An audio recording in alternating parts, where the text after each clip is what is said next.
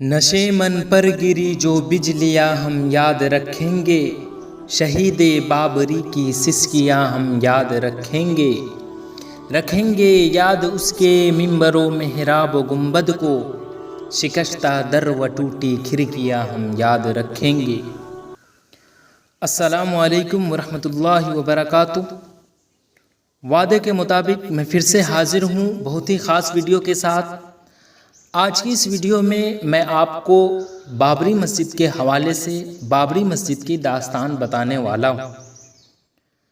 6 دسمبر کے آتے ہی ہندوستانی مسلمان افسردگی کے بہاؤ میں بہنے لگتے ہیں، اندر سے ٹوٹے ہوئے اور باہر سے غمگین نظر آتے ہیں۔ کم از کم ہم اور ہماری نسل کے لیے یہ ایک غم ہے جو آخری سانس تک کم نہیں ہو سکتا۔ نئی نسل بابری مسجد کی شہادت کے غم میں شامل تو ضرور رہتی ہے، مگر تاریخی حقائق سے وہ پوری طرح سے واقف ہے یا نہیں، یا یقینی نہیں ہے۔ ان کے ذہنوں میں یہ سوالات ضرور ابھرتے ہوں گے کہ اس ہندوستان کے اندر انگنت مساجد شہید کی جا چکی ہے اور ملک کے تقریباً تمام علاقوں میں کئی مساجد غیروں کے قبضوں میں ہیں، تو ایک بابری مسجد کی شہادت پر غم و غصہ اور احتجاج کیوں؟ یا پھر 6 دسمبر کو یوم سیاہ یعنی بلیک ڈے ہم کیوں مناتے ہیں؟ یا پھر کسی بھی دن کو بلیک ڈے کہنا کیسا ہے؟ کیونکہ ڈے کا مطلب ہم جانتے ہیں کہ ڈے یعنی دن، جو اللہ کی طرف سے عطا کردہ ایک نعمت ہے، جس میں ہم کیا ہے کہ اپنی روزی روٹی کماتے ہیں، خدا کی بندگی و پیروی کرتے ہیں۔ تو پھر یہ جو دن ہے یہ تو ایک نعمت ہے، تو کیا کسی نعمت کو سیاہ کہنا صحیح ہے؟ تو اس کا جواب یہ دیا جا سکتا ہے کہ بابری مسجد اللہ کا گھر ہے اور وہ قیامت تک رہے گا۔ فرقہ پرستوں نے اللہ کے گھر مسلمانوں کی ایک عبادت گاہ کو شہید نہیں کیا، بلکہ ہندوستان کے سیکولر کردار، مذہبی رواداری کی روایت کو پیرو تلے روتا۔ مسلمانوں کا جو بھرم تھا اس کو ختم کر دیا۔ ان فرقہ پرستوں میں جہاں مذہبی جماعتوں کے کام کرنے والے بھی شامل تھے، وہیں مفاد پرست سیاستدان۔ مسلمان اللہ کے گھر کی شہادت کے ساتھ ساتھ اس ملک کی صدیوں قدیم مذہبی آہنگی ملیا میٹ یعنی تہس نہس ہونے کا غم مناتے ہیں۔ کیونکہ یہی وہ دن ہے جس دن بابری مسجد کو شہید کر کے تمام مسلمانوں کو ذہنی طور پر ٹھیس پہنچایا گیا، ان کے عقائد و نظریات سے کھلواڑ کیا گیا۔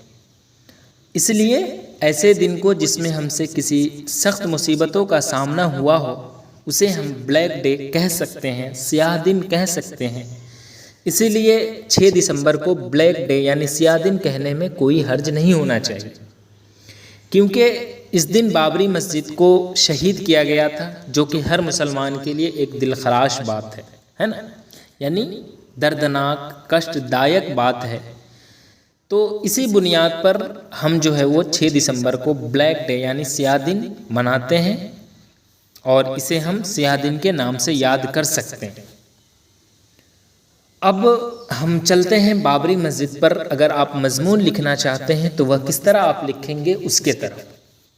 تو دیکھیں، بابری مسجد پر مضمون: بابری مسجد یا میر باقی مسجد، جو مغل بادشاہ ظہیر الدین محمد بابر کے نام سے منسوب ہے۔ مسجد کے مسقف کسے کہتے ہیں؟ مسقف کا مطلب ہوتا ہے چھتدار، یعنی وہ جگہ جس پر چھت ڈالی گئی ہو۔ تو مسجد کے مسقف حصے میں 3 صفیں تھی، یعنی اندر کے حصے میں 3 صفیں تھی، اور ہر صف میں 120 نمازی کھڑے ہو سکتے تھے۔ صحن میں 4 صفوں کی وسعت تھی۔ اس طرح بیک وقت 850 نمازی نماز ادا کر سکتے تھے۔ بابری مسجد مغل بادشاہ ظہیر الدین محمد بابر کے حکم سے دربار بابری سے منسلک ایک نامور شخص میر باقی کے ذریعے سن 1527 عیسوی میں اتر پردیش کے مقام ایودھیا میں تعمیر کی گئی۔ یہ مسجد بھارتی ریاست اتر پردیش کی بڑی مساجد میں سے ایک تھی۔ یہ مسجد اسلامی مغل فن تعمیر کے اعتبار سے ایک شاہکار تھی، یعنی سب سے زیادہ اہم تھی۔ قابل قدر جسے کہتے ہیں۔ بابری مسجد کے اوپر 3 گنبد تعمیر کیے گئے تھے، جن میں سے درمیانی گنبد بڑا اور اس کے دونوں طرف 2 چھوٹے چھوٹے گنبد تھے۔ گنبد کے علاوہ مسجد کو پتھروں سے تعمیر کیا گیا تھا، جس میں صحن بھی شامل تھا۔ صحن میں وضو کے لیے پانی مہیا کرنے کی غرض سے ایک کنواں بھی کھودا گیا تھا۔ صحن کسے کہتے ہیں؟ تو صحن ہم کہتے ہیں گھر کے بیچ میں جو کھلا حصہ ہوتا ہے، اسی طرح مسجد میں جو باہری حصہ ہوتا ہے جو چھت دار نہیں ہوتا ہے، اسے ہی ہم صحن کہتے ہیں۔ تو وہی چیز یہاں پر لکھا گیا ہے کہ جس میں صحن بھی شامل تھا، صحن میں وضو کے لیے پانی مہیا کرنے کی غرض سے ایک کنواں بھی کھودا گیا تھا۔ گنبد کو چھوٹی اینٹوں سے بنا کر اس پر چونے کا پلستر کیا گیا تھا۔ مسجد کو ٹھنڈا رکھنے کی غرض سے اس کی چھت کو بلند بنایا گیا تھا، یعنی اونچا بنایا گیا تھا۔ روشنی اور ہوا کے لیے جالی دار کھڑکیاں نصب تھی۔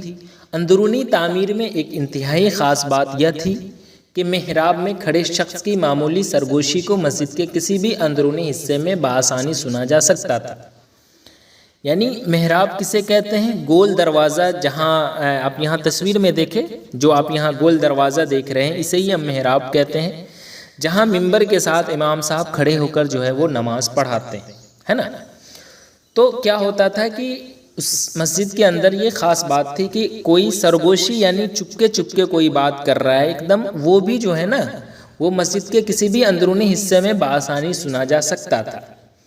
الغرض یہ مسجد اسلامی فن تعمیر کا ایک شاہکار تھی۔ ابتدائے تعمیر سے بابری مسجد میں نماز پنجگانہ اور جمعہ ہوتا رہا۔ عدالتی کاغذات سے معلوم ہوتا ہے کہ ماضی قریب کسے کہتے ہیں؟ یعنی تھوڑے عرصے قبل کا زمانہ، یعنی قریب کا گزرا ہوا زمانہ۔ وہی چیز ہے یہاں پر کہ یہ مسجد اسلامی فن تعمیر کا ایک شاہکار تھی۔ ابتدائے تعمیر سے بابری مسجد میں نماز پنجگانہ اور جمعہ ہوتا رہا۔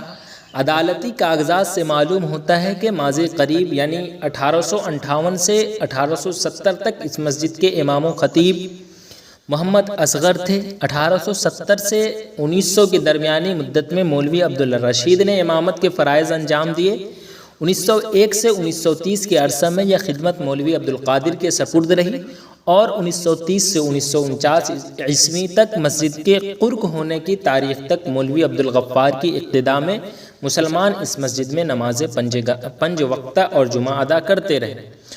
قرق یعنی بندش جب لگی نا، تب تک کی بات ہو رہی ہے کہ مولوی عبدالغفار جو تھے وہ اس کی اقتداء میں مسلمان اس مسجد میں نماز 5 وقتہ اور جمعہ ادا کرتے رہے۔ مستند تاریخوں سے پتہ چلتا ہے کہ بابری مسجد کی تعمیر سے صدیوں پہلے مسلمان اجودھیا میں آباد تھے، اور یہاں کے ہندو مسلم پوری یکجہتی اور یگانت کے ساتھ رہتے سہتے تھے۔ 1855 یعنی 1272 ہجری سے پہلے کسی مذہبی معاملہ میں یہاں کے باشندوں کے درمیان کوئی تنازع رونما ہوا یا باہمی ٹکراؤ کی نوبت آئی ہو، صحیح تاریخوں اور مذہبی نوشتوں سے اس کا کوئی ثبوت نہیں ملتا۔ لیکن جب اس ملک پر انگریزوں کا منحوس سایہ پڑا اور ان کا یہاں عمل دخل شروع ہوا، تو انہوں نے اپنی بدنام زمانہ پالیسی لڑاؤ اور حکومت کرو کے تحت یہاں کے لوگوں میں باہمی منافرت اور تصادم پیدا کرنے کی غرض سے مسجد، مندر، جنم استھان وغیرہ کا خود ساختہ قضیہ چھیڑ دیا۔ قضیہ یعنی ویواد، جسے آپ کہتے ہیں تکرار، جھنجھٹ، انہوں نے کیا کیا کہ وہ چھیڑ دیا، جس کے نتیجہ میں 1855 عیسوی یعنی 1272 ہجری میں اجودھیا کے اندر زبردست خون ریزی ہوئی۔ بھارتیہ جنتا پارٹی یعنی بی جے پی اپنی فرقہ پرست ذہنیت کی بنا پر ہمیشہ ہی سے بابری مسجد کو نفرت کی نگاہ سے دیکھتی تھی اور اسے غلامی کی علامت قرار دیتی تھی۔ اب ریاست میں اس کی حکومت تھی، اس لیے وہ اس مسجد کو برداشت نہیں کر سکتی تھی۔ چنانچہ بھاجپائی وزیر اعلیٰ کلیان سنگھ نے وزارت سازی کے بعد جو اولین کام کیا وہ یہ تھا کہ اپنے وزیروں کو ساتھ لے کر اجودھیا آئے اور بابری مسجد میں نصب مورتی کے پاس کھڑے ہو کر یہ عہد کیا کہ رام للہ ہم آئیں گے، مندر یہیں بنائیں گے۔ بہرحال ان سارے اعلانات و انتظامات کے سائے میں 6 دسمبر کی وحشتناک تاریخ آ گئی۔ ایڈوانی، ونے کٹیار، اما بھارتی وغیرہ 2 لاکھ کار سیوکوں کی فوج لیے اجودھیا کے میدان میں پہلے ہی سے موجود تھے۔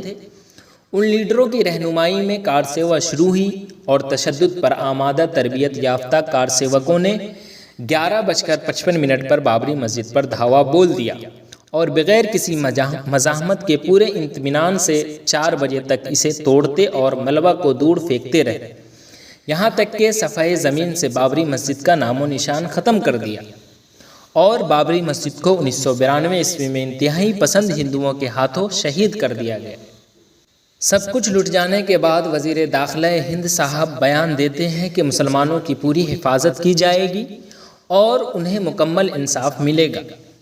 وزیر اعظم نے بھی اعلان کیا کہ بابری مسجد دوبارہ تعمیر کرائی جائے گی، مگر اس اعلان پر ایک ہفتہ بھی نہیں گزرا تھا کہ بمبئی میں مسلمانوں پر شیو سینا کے خونخوار درندے ٹوٹ پڑے، سینکڑوں مسلمان ان کے ہاتھوں ہلاک ہو گئے، اربوں خربوں کی ان کی املاک لوٹ لی گئی یا نظر آتش کر دی گئی۔ شیو سینا کے یہ درندے عروس البلاد میں درندگی مچاتے گھومتے رہے اور ہماری حکومت دمسادے بیٹھی رہی۔ جب مسلمانوں کا خون پیتے پیتے ان درندوں کا جی بڑھ گیا، تب جا کر بہیمیت کا یہ رقص ختم ہوا، یعنی درندگی، حیوانیت جسے کہتے ہیں، اس کا یہ رقص ختم ہوا، جوش جسے کہتے ہیں وہ ختم ہوا۔ بابری مسجد ہندوؤں کے نظریے کے مطابق رام کی جنم بھومی پر یا رام مندر پر تعمیر کی گئی، جبکہ مسلمان اس نظریہ کو مسترد کرتے ہیں۔ بابری مسجد کا تنازع اس وقت بھی مسلمانوں اور ہندوؤں کے درمیان میں شدید نزاع کا باعث ہے۔ 9 نومبر 2019 کو ہندوستانی عدالت عظمیٰ نے بابری مسجد کے تعلق سے اپنا حتمی فیصلہ سنایا۔ سپریم کورٹ کے جج نے اسے ہندوؤں کے حق میں دے دیا۔ 5 اگست 2020 کو ملک کے وزیر اعظم کے ہاتھوں رام مندر کے لیے سنگ بنیاد رکھا گیا۔ بہرکیف بابری مسجد کو ہم تو بچا نہیں سکے، اس کی دوبارہ تعمیر کے لیے ہم یقیناً جدوجہد اور دعا کرتے رہیں گے۔ ساتھ ہی ساتھ اب ہماری یہ ذمہ داری بھی ہونی چاہیے کہ فی الحال جو مسجدیں ہیں ان کا تحفظ کیا جائے، انہیں آباد و شاداب کیا جائے، ویران ہونے سے اسے محفوظ رکھا جائے، انہیں غیروں کے ساتھ ساتھ اپنوں میں موجود مفاد پرستوں سے بھی بچایا جائے، کیونکہ مسجد کی تحفظ کے لیے یہ ضروری ہے کہ انہیں آباد رکھا جائے، ہے نا؟ اور آباد رکھنے کا مطلب یہ ہے کہ اس میں پابندی کے ساتھ نماز پڑھا جائے، کیونکہ یہ اللہ کا گھر ہے، اسے اللہ ہی کا گھر رہنے دیا جائے، کسی مسلک کی ملکیت نہ بنایا جائے۔ مسلکی جھگڑوں، غفلتوں، نادانیوں اور مفاد پرستیوں کی وجہ سے ہماری مساجد کے جھگڑے پولیس اسٹیشنوں تک پہنچ جاتے ہیں، اور کبھی کبھی تو پولیس جوتوں سمیت بھی اللہ کے گھر میں داخل ہو جاتی ہے۔ تو اگر اس موقع پر اللہ کے گھر کا تقدس پامال ہوتا ہے تو اس کے ذمہ دار ہم ہی ہوں گے، ہے نا؟ تو اس لیے اب ہماری ذمہ داری ہے کہ جو فی الحال مسجدیں ہیں ان کا تحفظ کیا جائے اور انہیں آباد و شاداب کیا جائے۔ تو یہ رہی ویڈیو کیسی لگی آپ کمنٹ میں ضرور بتائیں، ساتھ ہی ساتھ اپنے دوستوں تک بھی ویڈیو کی لنک ضرور شیئر کر دیں۔ پھر میں ایک اہم ویڈیو کے ساتھ ضرور حاضر رہوں گا، تب تک کے لیے اللہ